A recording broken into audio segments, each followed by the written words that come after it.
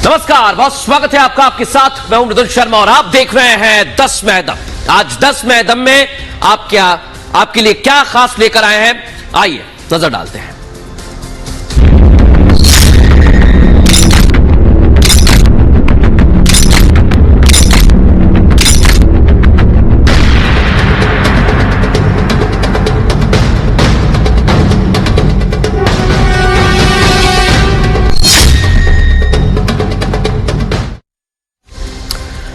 तो आज सीमा का एक एक सच आपको हम बताने वाले हैं। सबसे पहले आपको बताएंगे, सीमा और सचिन जब नेपाल में थे तो कहां पर रुके थे, दोनों के बीच क्या बातचीत हुई थी और नेपाल में उस एक हफ्ते में सीमा और सचिन ने क्या किया था, आपको बताने वाले हैं।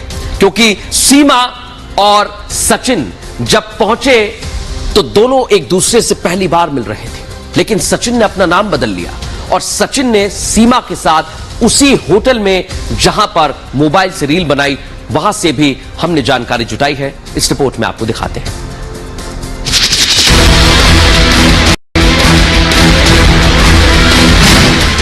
पाकिस्तानी सीमा हैदर पर बड़ा खुलासा।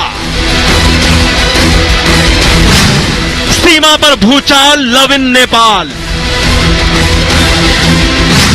पाकिस्तान टू नेपाल, सीमा हैदर का जाल। तकरीबन 80 दिन पहले पाकिस्तानी महिला सीमा हैदर ने नेपाल के रास्ते भारत में घुसपैठ की थी। ग्रेटर नोएडा के रबुपुरा गांव अपने हिंदुस्तानी प्रेमी सचिन मीणा के घर पहुंची थी। सीमा हैदर अपने 4 बच्चे भी पाकिस्तान से लेकर आई थी। लेकिन जब से पाकिस्तानी महिला सीमा हैदर पर खुलासा हुआ है, तब से अब तक हर रोज कई चौंकाने वाले खुलासे हो रहे हैं। खुलासे ऐसे वैसे नहीं, बल्कि वो जो सीमा हैदर के पाकिस्तानी जासूस होने की तरफ इशारा कर रहे हैं। अब इसी बीच पाकिस्तानी महिला सीमा हैदर पर एक और बड़ा खुलासा हुआ है। दरअसल पाकिस्तानी सीमा हैदर 10 मार्च को पहली बार नेपाल आई थी। शारजाह के रास्ते नेपाल के काठमांडू पहुंची थी। 7 दिन तक नेपाल में हिंदुस्तानी प्रेमी सचिन के साथ रही थी। इसके बाद नेपाल से वापस पाकिस्तान लौट गई थी और इस बात का खुलासा खुद काठमांडू के होटल न्यू विनायक मालिक गणेश ने किया है, जिनके यहां सीमा और सचिन ठहरे थे। आप भी सुनिए।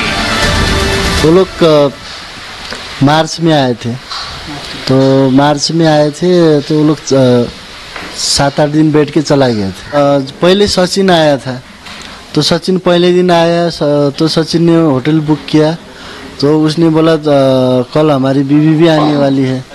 तो फिर उन्होंने वो जो सीमा है वो दूसरे दिन आई। दूसरे दिन आने के बाद वो लोग 6-7 दिन बैठा। जब जाने के बाद भी पहला सीमा चली गई थी, तो दूसरे दिन फिर वो सचिन गया। सीमा और सचिन पर खुलासे करने वाले नेपाली होटल मालिक गणेश का दावा है कि काठमांडू के न्यू विनायक के होटल में रुके थे। होटल का कमरा नंबर 204 में रुकी थी सीमा हैदर। सीमा और सचिन 7 दिन तक कमरा नंबर 204 में रुके थे। दोनों ने होटल में अपना फर्जी नाम बताया था। होटल के रजिस्टर में सीमा सचिन का नाम नहीं है। सचिन ने एक दिन पहले होटल बुक करवाया था। एक दिन बाद सीमा न्यू विनायक होटल आई थी। सचिन ने नेपाली करेंसी में होटल का पेमेंट किया था। सचिन सीमा ने होटल न्यू विनायक में शादी की थी। पशुपतिनाथ मंदिर में शादी की बात झूठी है। वो लोग ने शादी किया बताया नहीं, वो लोग ने बस इतना ही बताया था वो मेरी बीवी है। तो हमको भी लगा वो लोग अभी ज्यादा इंडियन टूरिस्ट लोग घूमने के लिए आते, तो हम लोग उनको ज्यादा तंग भी नहीं करते। वो आते बैठते, उनको बार बार पूछना भी अच्छा नहीं है, तो रूम में आते बैठते और जाने टाइम चेकआउट करते जाते। तो हम लोग ने उनका नाम, जो नेपाली कस्टमर है, तो हम लोग एंट्री करते वक्त नंबर, उनका नाम कहाँ से आया वो रखते। तो इंडिया से आया तो डायरेक्ट हम लोग इंडिया और उनका नाम लिखते तो रख देते। तो ज़्यादा से ज़्यादा लोग मंदिर पशुपतिनाथ दर्शन करने के लिए आते, तो हम लोग उतना केयर भी नहीं करते। तो हमको जब न्यूज़ में दिखा तो मालूम पड़ा हाँ वो लोग सीमा सचिन था। वो लोग जब एंट्री किया था दूसरे नाम से किया था। वो लोग का शिवांश। नेपाली होटल मालिक गणेश ने सीमा हैदर और सचिन मीणा के सारे सबूत तक दिए हैं। सीमा हैदर ने होटल मालिक के परिवार के साथ रील भी बनाई थी। 10 मार्च को पहली बार सचिन सीमा की काठमांडू में मुलाकात हुई, शादी हुई और फिर 2 महीने बाद यानी 10 मई को सीमा हैदर पाकिस्तान से भारत में अवैध तरीके से घुस आई। अब सवाल यही है कि जब सीमा हैदर सचिन से सच्चा प्यार करने का दावा करती है तो फिर काठमांडू में पहचान क्यों छिपाई गई? होटल का रूम गलत नाम से बुक क्यों कराया गया? आखिर इन सब के पीछे क्या कोई प्लानिंग थी या फिर सीमा हैदर और सचिन मीणा को कोई गाइड कर रहा था? Bureau report, Republic Bharat.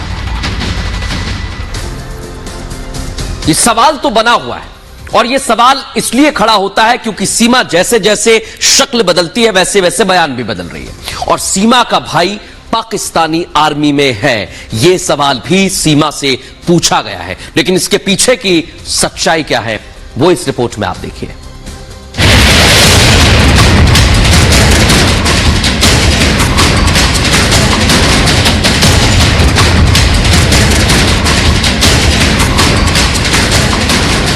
फौज में सीमा हैदर का भाई, क्या सीमा है आईएसआई की स्पाई?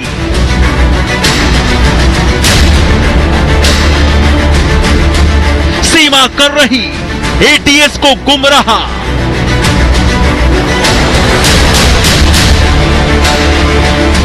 सीमा के गुनाह मां भाभी लौटाई जाएगी पार। पाकिस्तान से भारत आकर अपनी प्रेम कहानी और संदिग्ध हालातों की वजह से चर्चा में आई सीमा हैदर को लेकर एक और बड़ा खुलासा हुआ है।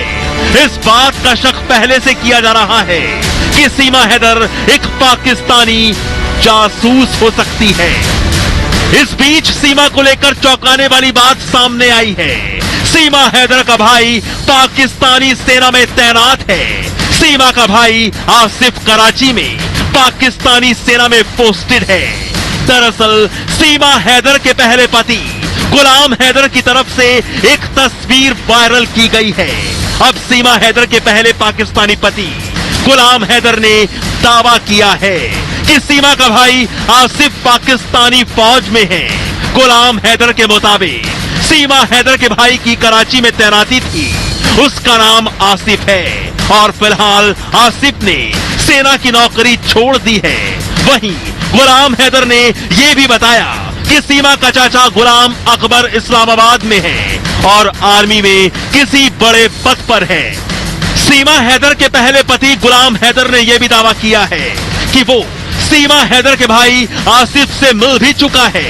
दोनों के बीच बातचीत होती है।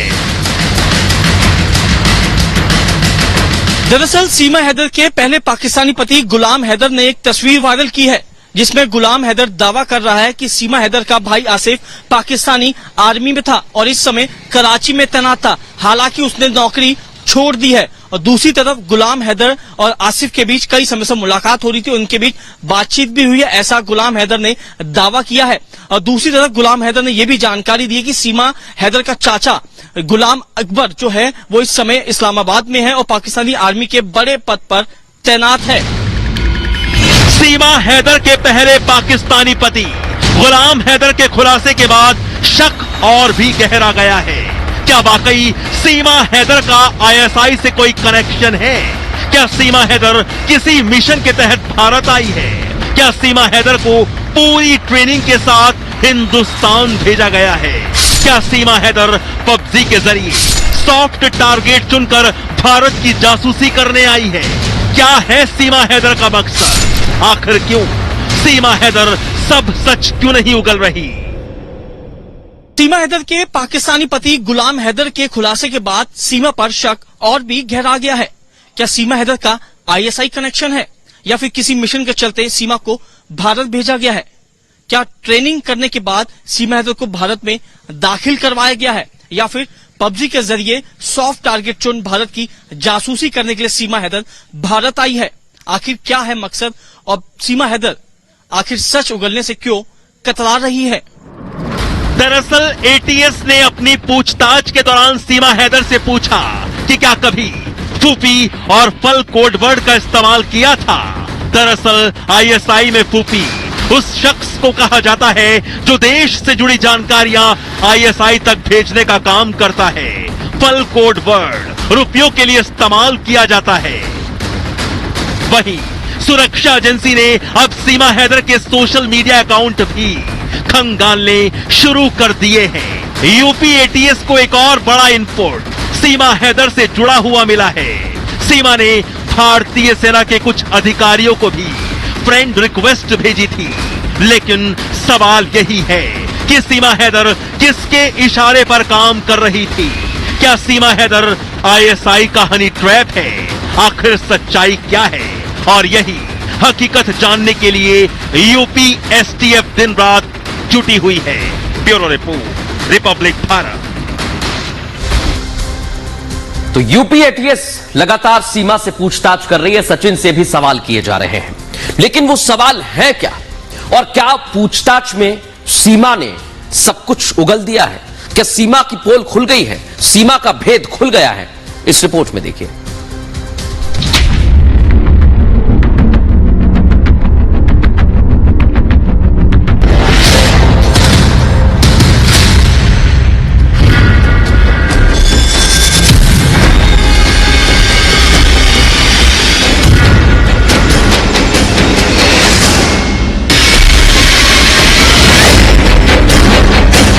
सीमा हैदर को पाकिस्तान वापस भेजने की तैयारी की जा रही है। क्या सीमा की पोल खुल गई है? क्या सीमा हैदर ने एजेंसीज के सामने उगल दिया है सच? ये वो सवाल है जो आपके जहन में आ रहे होंगे और अब इन सवालों के जवाब जल्द ही मिलने वाले हैं। 3 दिन, घंटों पूछताछ, सामने आया सच।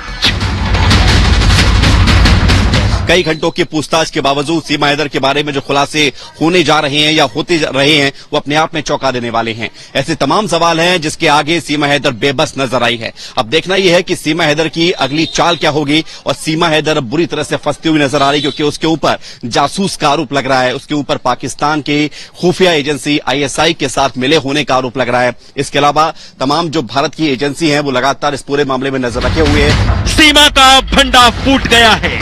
सीमा एटीएस के सवालों में फंसती जा रही है। घंटों पूछताछ में सीमा से कई सवाल किए गए हैं। जानकारी के मुताबिक सीमा, तुम्हारा क्या प्लान है? सचिन को मोहरा क्यों बनाया? घुसपैठ में भारत से किसने मदद की? एजेंट बनने की ट्रेनिंग कहां दी गई? घुसपैठ के लिए फंडिंग किसने की? ये वो संभावित सवाल हैं जो सीमा हैदर से पूछे जा रहे हैं।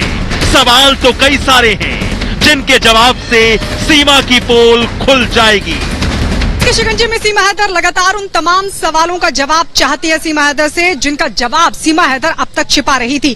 एटीएस ने सीमा हैदर से पूछा कि भारत आने का सीमा हैदर का प्लान क्या था? क्या सचिन को वो एक मोहरे की तरह इस्तेमाल कर रही थी? ये तमाम ऐसे सवाल हैं जिनका जवाब एटीएस खंगालने में जुटी हुई है। पिछले 3 महीने से भारत में सीमा हैदर रह रही थी और किसी को कानो कान खबर नहीं थी, लेकिन हाल ही में उसके राज से पर्दा उठ गया और जो एजेंसियां हैं वो पूरी तरीके से अलर्ट हो गई।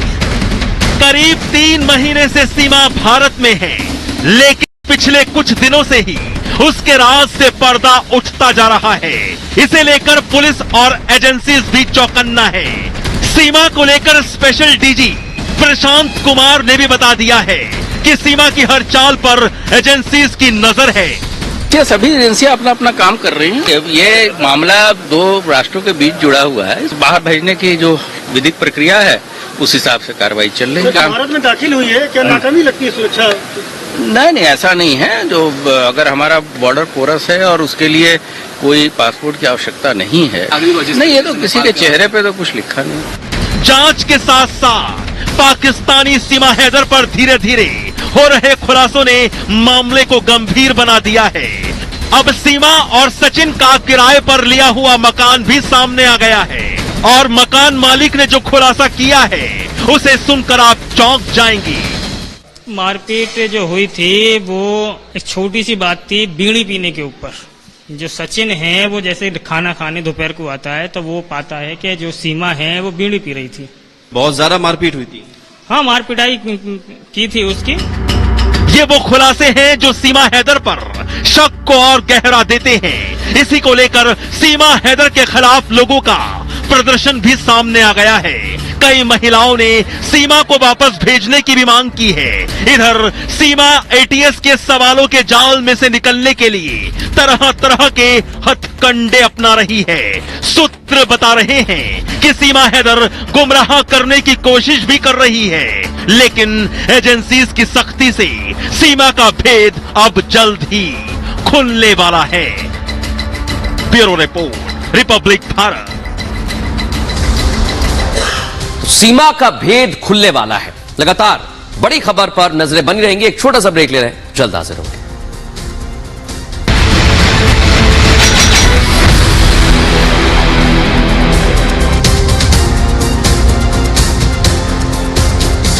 बहुत खुश नजर आ रहे हैं शहजाद जी आप। यूपीए नहीं, अब इंडिया से टक्कर नहीं होगी। कैसे लेंगे इंडिया से टक्कर? देखिए, एक तो केवल लेबल बदलने से प्रोडक्ट नहीं बदलता। अगर मैं गोबर को गुलाब बोलूं तो गोबर क्या गुलाब की तरह उसका स्मेल आना लगेगा? तो जो गोबर है वो गोबर ही रहेगा। यूपीए की विरासत भ्रष्टाचार और परिवारवाद और महंगाई की इस प्रकार की थी कि आज यूपीए का अंतिम संस्कार ही नहीं बल्कि भाटी जी, हमारे आरजेडी के साथी सब ने मिलकर सोनिया जी को तो पद से उतार भी दिया। She is no longer UPA chairperson and she is not going to be chairperson of India. और इंडिया, देखिए ऐसा है सुचरिता जी, इंडिया जो है इसका फुल फॉर्म एक्चुअली क्या है पता है? इनको नहीं देगा इंडिया अवसर। इनको नहीं देगा इंडिया अवसर। और नाम में इंडिया रखने से क्या होगा जी? काम में भी तो होना चाहिए। सर्जिकल स्ट्राइक का विरोध किसने किया? इसी मंडली ने।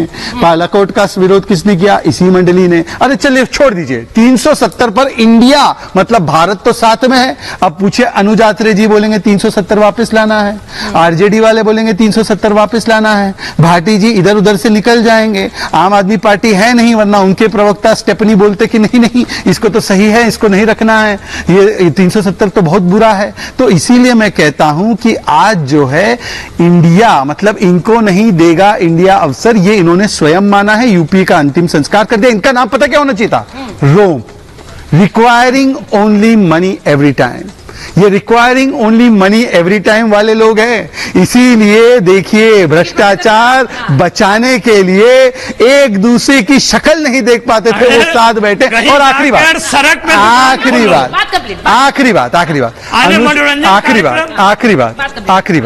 प्रोफेसर साहब आखिरी बात, आज मेरे मित्र अनुज मेरे प्रिय मित्र है, दिल्ली कांग्रेस से भी है। आज से ये सिसोदिया को करप्ट नहीं बोल पाएंगे, आज से शीश महल पे सवाल नहीं उठा पाएंगे, आज से दिल्ली जो डूब रही है उसके लिए दरी बिछानी पड़ेगी आम आदमी पार्टी के लिए। इनका दुख दर्द तो देखिए, इनका दुख दर्द तो देखिए। वो बंगाल वाले तृणमूल कांग्रेस को बोले लोकतंत्र बचाने वाले लोग हैं। बहुत बड़ी बैठक इस वक्त केजरीवाल को ईमानदार कह रहे हैं, बताइए। अब वो मैं अनुज जी आ रही हूँ, एक बार प्रोफेसर साहब के पास पहले जा रही हूँ। नवल जी उन्होंने बोल दिया कि इंडिया, जवाब तो दे दूं इनका।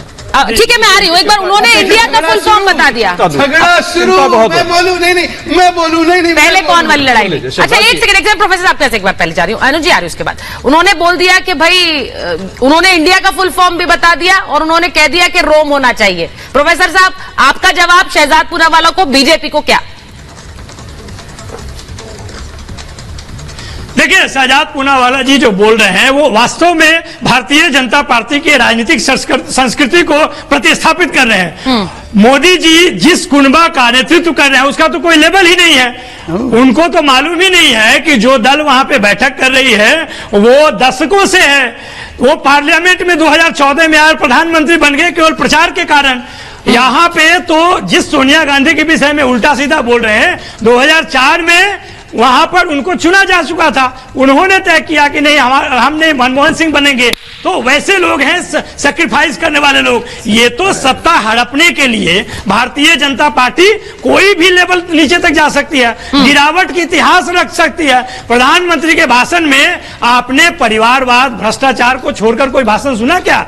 लेकिन उसके साथ साथ इसके अलावा कि कोई 3 दिन पहले 70,000 करोड़ का आरोपी बताते हैं और 3 दिन के बाद उसको उप मुख्यमंत्री और उसी को वित्त मंत्रालय दे देते हैं। इतना दोहरापन जो इन्होंने चरितार्थ किया है भारतीय जनता पार्टी के रूप में, यह देश के लिए शर्मनाक है। ये दूसरे को बदनाम करते हैं, ये राजनीति से गुमनाम होने वाले हैं। और यही बेचैनी है भारतीय जनता पार्टी को कि आने वाले समय में रोज रास्ते पर ये शाहजहांपुरा वालों से पूछेंगे कि ये जो व्यंजन तैयार करते हो कौन से पाठशाला से ट्रेनिंग लिए हो, कि इंडिया का जो एक्चुअल मतलब है डाइवर्सिटी है, ईस्ट वेस्ट नॉर्थ साउथ में जो लोग भी राजनीतिक दल है उसका दशकों से पहचान है। वो चाहे आरजेडी हो, चाहे जनता दल यूनाइटेड हो, चाहे डीएमके हो, चाहे शिवसेना हो, जिसको तो आप परिवारवाद कह रहे हो, उसके बदौलत तो आपका उत्थान हुआ है। शिवसेना परिवारवाद नहीं था जब आपके साथ था, अकाली दल परिवारवाद नहीं था जब आपके साथ था। ये चिराग पासवान जो हनुमान कहते कहते थक गए, उनका दल तोड़ दिए और फिर कह रहे हैं कि वो परिवारवाद नहीं है। देखिए, परिवारवाद की अगर बात करेंगे तो इनको परिभाषा भी दो है। जो इनके पार्टी में पिछले 3 दशक से बाप, बेटा और पोता, कल्याण सिंह को देख लीजिए, सुन लीजिए, कंप्लीट कर लीजिए। जो सैकड़ों एमपी है भाजपा में राज्यवार, उनका इतिहास देखिए। वो इनके लिए परिवारवाद नहीं है, वो ऊपर से आते हैं, कीचड़ से आते हैं, कहां से आते हैं, वो कौन से परिवार के प्रोडक्ट है। और एक जो परिवार जो भारतीय जनता पार्टी के पीछे से सारा फायदा उठा रही है, जिसको पूरा देश जानता है कि वो सामने में उसका कोई अस्तित्व नहीं है, लेकिन सरकार का वास्तविक लाभ वही उठा रही है। ये दोहरे मोटोरोला भारत का सबसे अच्छा 5G स्मार्टफोन ब्रांड। कल से शुरू होने वाले संसद के मानसून सत्र में 31 बिल पेश करेगी मोदी सरकार। दिल्ली अध्यादेश डाटा प्रोटेक्शन बिल को किया जाएगा पेश। सरकार ने कहा मणिपुर समेत हर मुद्दे पर चर्चा को तैयार। विपक्षी गठबंधन का नाम इंडिया रखने पर दिल्ली के बाराखंबा थाने में शिकायत दर्ज। एम्बुलेंस एक्ट 2022 का उल्लंघन बताया गया। देश की भावना आहत करने का भी आरोप। कर्नाटक विधानसभा सत्र के दौरान भारी हंगामा। स्पीकर ने बचे हुए सत्र से बीजेपी के 10 विधायकों को निलंबित किया। प्रदर्शन कर रहे बीजेपी विधायकों को मिला जेडीएस का साथ। यूपी एटीएस ने पाकिस्तानी महिला सीमा हैदर से पूछताछ के बाद उसे किसी सुरक्षित ठिकाने पर रखा। नेपाल के होटल में नाम बदलकर रुका था सचिन मीणा। हरियाणा में बारिश से अब तक 35 से ज्यादा लोगों की मौत। 12 जिले बाढ़ से प्रभावित। पश्चिमी यूपी उत्तराखंड के कई इलाकों में भी बाढ़ से हालात बुरे। शंकर पांडे जी के पास जरा नहीं, संजीव झा जी देखिए, ये प्रॉब्लम है ना। जवाब अनुराग दादा देते हैं, अनुराग भदौरिया जी, मे बी वो ऑनलाइन सबसे सर्च देता है, मिलियंस पता नहीं कितने, 30 मिलियन, 38 मिलियन, 40 मिलियन, 50 ना होगा, लेकिन सवाल का जवाब नहीं देते। राजीव रंजन जी आ रहा हूं दादा, एक सेकंड। 62 बताइए। गौरव भाटिया जी, 62 करोड़ लोग इनको सर्च कर रहे हैं। आपने देखा कि नहीं देखा अभी तक? अनुराग भदौरिया जी को लाइए, आपने अभी तक सर्च किया कि नहीं किया? अनुराग भदौरिया आधे कम कर दे रहे हो।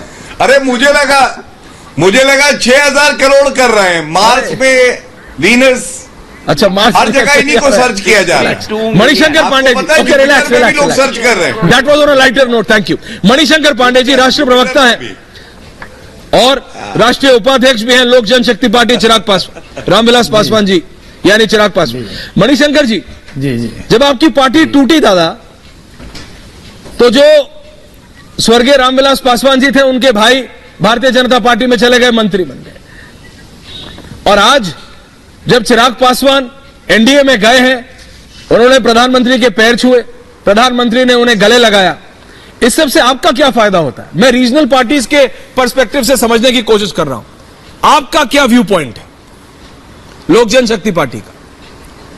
मणिशंकर, देखिए जी, चिराग पासवान जी आज एनडीए गठबंधन में गए हैं, प्रधानमंत्री जी का पैर छुए हैं, एक शिष्टाचार है। और प्रधानमंत्री जी इस देश के प्रधानमंत्री हैं, एक इंस्टीट्यूशन है, एक संस्था है, और संस्था के प्रतीक के रूप में प्रधानमंत्री जी हैं। उनका उन्होंने पैर छुआ है, तो ये उनका बड़प्पन है। और प्रधानमंत्री जी ने भी उनको गले लगाया है। लेकिन पिछली बातों पर जो आपने जिक्र किया है जी, मैं सिर्फ ये कहना चाहता हूं कि ये देश जो है एक लोकतांत्रिक प्रक्रिया से चलने वाला देश है। इसमें सरकार बनाने के लिए पार्टी अपना काम करती है और विपक्ष भी अपना एक ध्रुवीकरण करता है। समस्या ये है देश के सामने, जनता के सामने, कि ये विपक्ष पर और सरकार पर दोनों पर मंथन इस समय कर रही है जनता कि क्या विपक्ष वर्तमान सरकार को हराने के लायक है या नहीं है। जब हम इसके आंकड़े राज्यवार देखते हैं तो हमको लगता है, हमको नहीं देश की जनता को लगता है कि जो सबसे बड़ी पार्टी कांग्रेस के खिलाफ खड़ी, इसके भाजपा के खिलाफ खड़ी हो सकती थी, एनडीए के खिलाफ खड़ी हो सकती थी, वो थी एक कांग्रेस पार्टी जी, जो अपना अस्तित्व समाज में खो चुकी है। जो सबसे बड़ा प्रदेश उत्तर प्रदेश था, जहां उसको 2% वोट मिलता है, जहां 80 सांसद जीत के आते हैं, जिस बिहार में हम 40 सांसद जीत के आते हैं, वहां उसका अस्तित्व नहीं रह गया है। आप उसी तरह से महाराष्ट्र में देखेंगे कि उसका अस्तित्व धीरे धीरे खत्म हो गया, और आपने तेलंगाना को और उसको आंध्रा को बांट दिया जी। वहां से एक बड़ी जमात लोकसभा में जीत करके आती थी, वहां भी आज उसका अस्तित्व खत्म हो गया है। तो आप कह रहे हैं कि मणिशंकर जी, आप कह रहे हैं कि कांग्रेस का अब अस्तित्व नहीं है। गौरव भाटिया जी, मेरे साथ कांग्रेस के एक वरिष्ठ नेता रामकृपाल जी और पूर्व मुख्यमंत्री उत्तराखंड के और कई बार के कैबिनेट मिनिस्टर गौरव भाटिया जी, हरीश रावत जी जुड़ रहे हैं। मैं चाहता हूं अगर आपको सीधा सवाल हरीश रावत जी से पूछना चाहते हैं तो पूछ सकते हैं। हरीश रावत जी, अब इंडिया है, INDIA विपक्ष का नाम है, लेकिन क्या इससे आप मेरा तो बीजेपी और मोदी को हरा पाएंगे? हरीश रावत जी, निश्चित तौर पर हरा सिर्फ नाम बदलने से? ये जनता है जो तय करती है। 2004 में किसी ने सोचा था कि इंडिया साइनिंग के नारे के साथ अटल बिहारी वाजपेयी का एनडीए गौरव जी हो जाएगा, पराजित हो जाएगा? कहां थे उस समय? भी कोई विकल्प नहीं। आज तो कम से कम हम सब 26 पार्टियां एक साथ इकट्ठा हुए हैं और हमने बहुत सारा फासला तय कर लिया है, और 1 to 1 का फॉर्मूला भी हमने तय कर लिया है। एक कोऑर्डिनेशन कमेटी और दूसरी सारी फॉर्मेलिटीज हमने तय कर ली हैं। ये कहते थे इकट्ठा हो ही नहीं पाएंगे, हम इकट्ठा भी हुए और आगे चल भी पड़े हैं। हमने एक नाम भी जो है सबके डिस्कशन के बाद उभर करके आया, इंडिया नाम, और इंडिया वर्सेस भाजपा, गौरव भाटिया जी वर्सेस एक तो वही भाजपा के वरिष्ठ नेता आपसे एक सवाल पूछना चाहते हैं हरीश जी। एक कंसेप्ट को हम डेवलप कर पाए तो ये 2004 में यदि इंडिया साइनिंग के अटल बिहारी वाजपेयी का एनडीए ध्वस्त हो सकता है, तो नरेंद्र मोदी जी की कोई तुलना अटल बिहारी वाजपेयी जी के व्यक्तित्व के उसी बीजेपी के वरिष्ठ नेता आपसे एक सवाल कर रहे हैं गौरव भाटिया जी। 2024 गौरव भाटिया जी, हरीश निश्चित तौर पर चारू खान, हरीश जी एक सवाल लीजिए प्लीज। गौरव भाटिया जी, जो लड़ाई आगे बढ़ती जाएगी और इनके सारे फॉर्मूले, सुनिए ना, इसमें CBI, ED, इनकम टैक्स आदि के जो फॉर्मूले हैं वो फॉर्मूले भी जो है इनफेक्टिव होते जाएंगे। सवाल ले रहे हैं हरीश जी, बोलिए गौरव जी, उनको ऑडियो जा रहा है। पवार जी के चरणों में लौटते फिर रहे हैं, और क्योंकि जनता जिनके हरीश जी सवाल ये जनता का है। अभी मैं ये जो आपकी महागठबंधन की बैठक हुई उसमें एक वक्तव्य दिया गया कि लोकतंत्र बचाना है, तो मैं आपसे केवल ये पूछना चाहता हूं कि लोकतंत्र भारत में जिंदा है आपके अनुसार, या राहुल गांधी कहते लोकतंत्र खत्म हो गया है?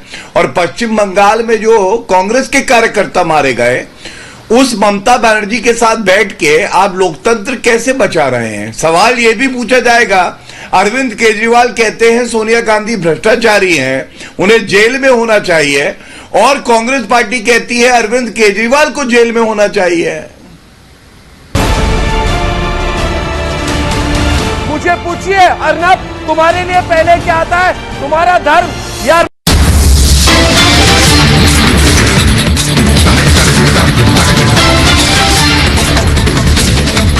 विपक्षी गठबंधन का नया नाम इंडिया रखने के खिलाफ दूसरी शिकायत दर्ज। दिल्ली के बाराखंबा रोड थाने के बाद उत्तम नगर में भी शिकायत दर्ज, निजी फायदे के लिए नाम रखने का आरोप।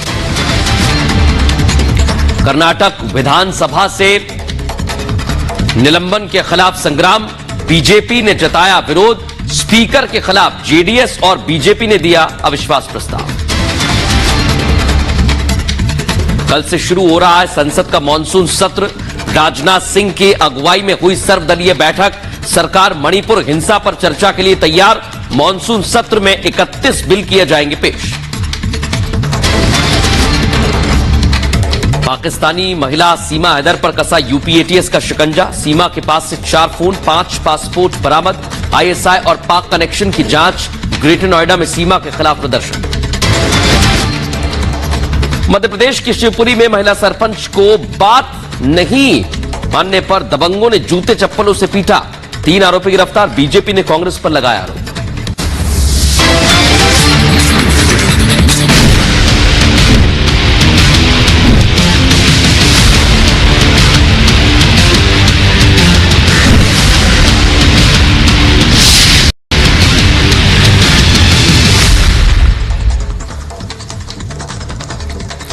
एक बार फिर आपका स्वागत है। अब आपको सीमा हैदर से जुड़ा हुआ एक्सक्लूसिव खुलासा हम आपको बता रहे हैं, क्योंकि सीमा हैदर से पूछताछ हुई है और पूछताछ में सीमा की साजिश की पोल खुल गई है। रिपोर्ट आप देखिए।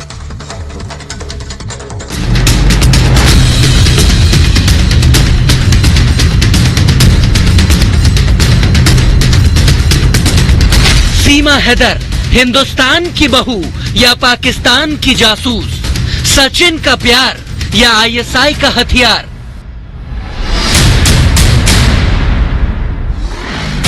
आखिरकार पकड़ा गया सीमा हैदर का झूठ,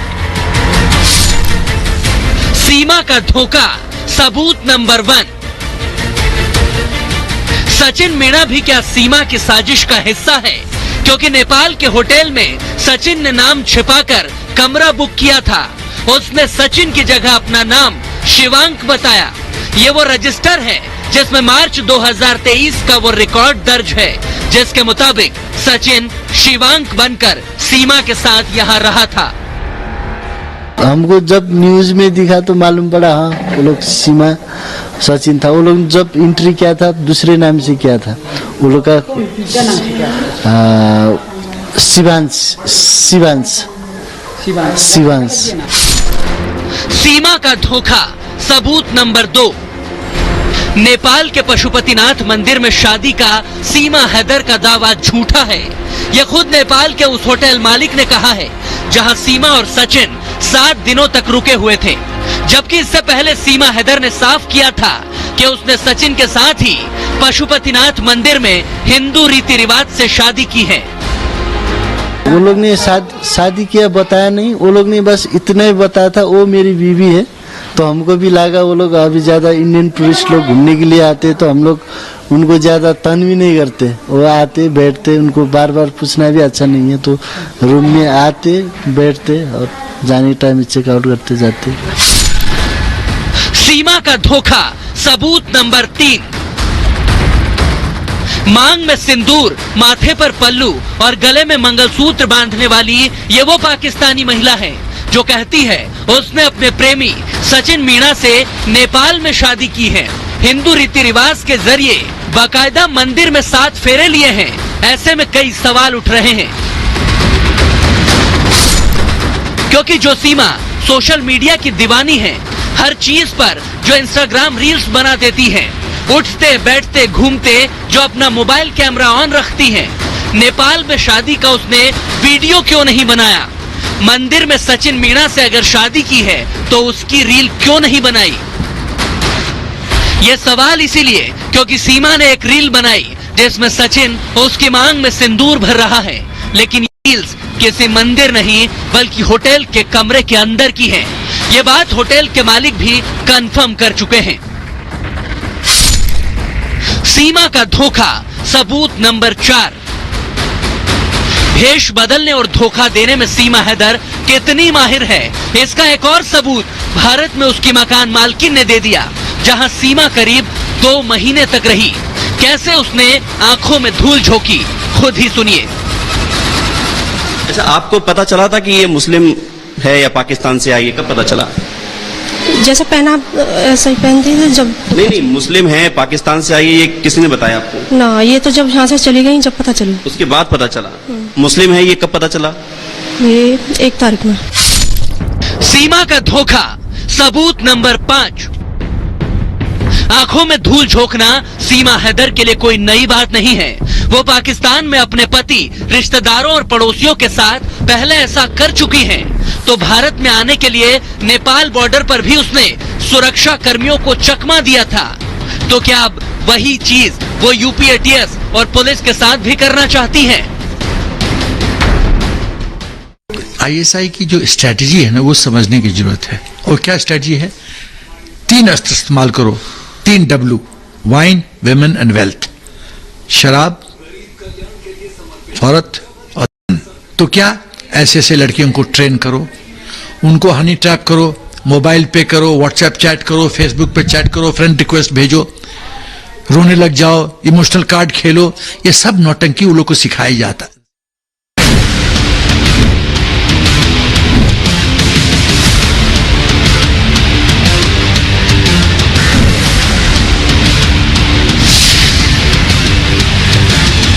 भारत में आज बात 26 बनाम 38 की। जी हां, रेप